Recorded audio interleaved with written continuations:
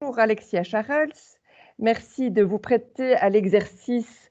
Nous vous avons demandé d'intervenir en tant qu'agent du SPW. Pourriez-vous vous présenter, s'il vous plaît? Oui, ben, bonjour à tous. Je suis juriste au SPW Mobilité Infrastructure et plus précisément à la direction de la réglementation de la sécurité routière et du contrôle routier. Qu'en est-il quel est l'avis de votre direction par rapport aux aménagements temporaires en domaine communal? Alors, en fait, notre direction n'intervient pas à proprement parler dans les mesures temporaires parce que, comme Ambre Vassar en fera part dans sa capsule, ce sont des mesures qui relèvent des communes. Soit par une ordonnance du collège communal, soit par un arrêté du bourgmestre. Et pour autant que ces mesures aient du sens au niveau, d'une stratégie, si, certaines communes souhaitaient pérenniser certaines mesures, quel serait le modus operandi?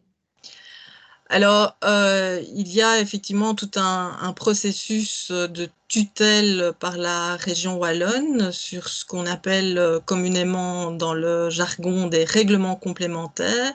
Donc, si une commune a une volonté de pérenniser une mesure temporaire, elle devra prendre un règlement complémentaire qui sera soumis à la tutelle de la région. En fait, notre direction est une direction juridique qui apporte son expertise juridique et nous travaillons de concert avec les inspecteurs de la sécurité routière. Bon, les communes les connaissent très bien, ils sont 4 à sillonner la région wallonne. Eux interviennent au niveau plutôt de l'expertise technique, donc ils apportent l'aide à la commune, aux communes, aux villes, quant à la légalité, l'opportunité, l'adoption ou la rédaction du règlement complémentaire. Et ma direction intervient dans l'aspect juridique de la tutelle, puisqu'un règlement complémentaire doit être soumis à approbation par la région wallonne. En fait, le processus a été complètement revu en 2019.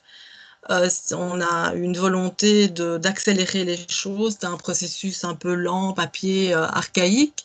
Et depuis maintenant, le 1er janvier 2019, les communes en fait introduisent leur demande d'approbation de leur règlement de manière électronique via un guichet électronique qu'on appelle Mon Espace. Et toute l'approbation, donc tout le processus se fait de manière électronique. Merci. Est-ce que vous pouvez juste nous préciser la durée et les étapes de ce processus d'approbation? Tout à fait.